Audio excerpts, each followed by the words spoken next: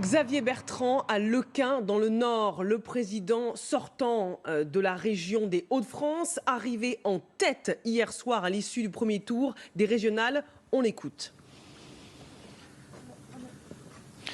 Bonjour Monsieur Bertrand, déjà une première réaction par rapport à votre score d'hier soir. Est-ce que vous vous attendiez à ce score? Non. Non, je sentais dans la campagne que les gens se disaient, même si on n'est pas de votre bord, on reconnaît qu'il y a du travail qui a été fait. Mais à ce niveau-là, non. Même s'il y a aussi l'abstention. L'abstention qui est à un niveau historique, mais l'abstention, c'est pas la faute des électeurs. L'abstention, c'est de la faute des politiques, c'est de la responsabilité des politiques. Et chacun doit aussi en tenir compte. Et moi, le premier.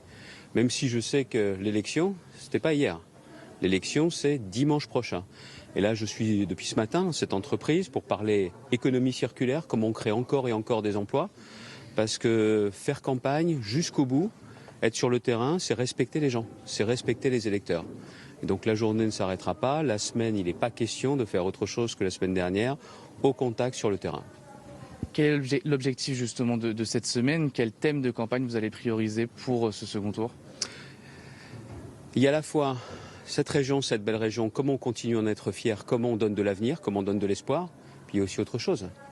C'est aussi de barrer la route et de faire reculer le Front National. Je l'ai dit, desserrer pour briser les mâchoires du Front National.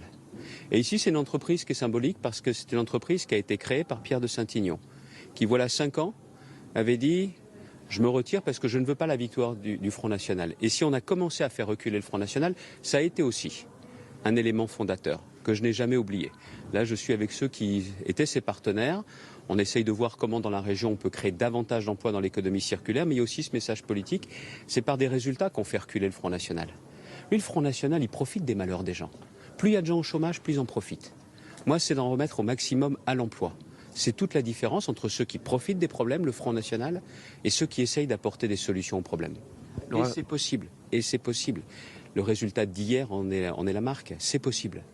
Hier, Laurent Pietraszewski vous a apporté son soutien clair et net. Est-ce que vous vous réjouissez de ce soutien?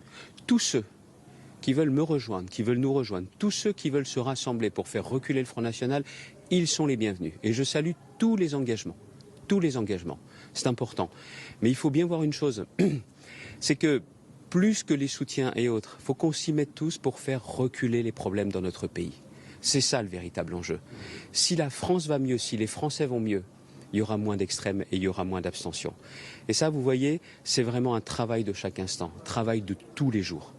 Il y a les convictions politiques, tout le monde me connaît. Je suis un homme gaulliste, social, un homme de droite, de la droite républicaine. Je ne suis pas sectaire. J'ai mes idées, je refuse les compromissions, les tambouilles, les magouilles. Mais je sais une chose, c'est que la politique, en politique, il faut un peu moins la ramener et il faut un peu plus bosser.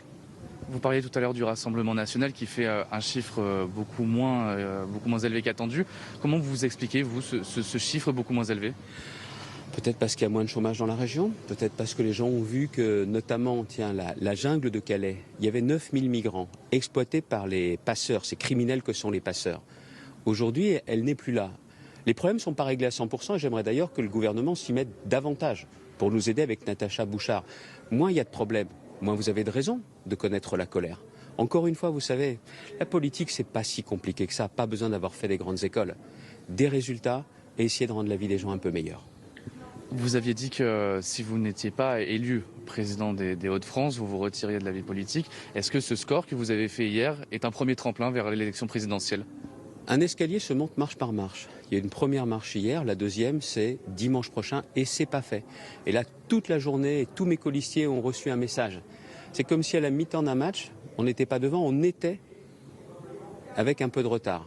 Je sais que c'est pas le cas, mais c'est cet état d'esprit pour aller sur le terrain, pour aller rencontrer les gens et pour les respecter. Pourquoi j'aurais tout arrêté? Ce mandat, je l'ai vraiment assumé avec beaucoup de liberté, beaucoup d'indépendance. Pas de compte à rendre aux états-majors. En revanche, des comptes à rendre aux 6 millions d'habitants de la région. Et si en ayant accompli ce mandat de cette façon, les gens m'avaient dit dehors, il fallait que j'en tire les conséquences. C'est évident, c'est évident.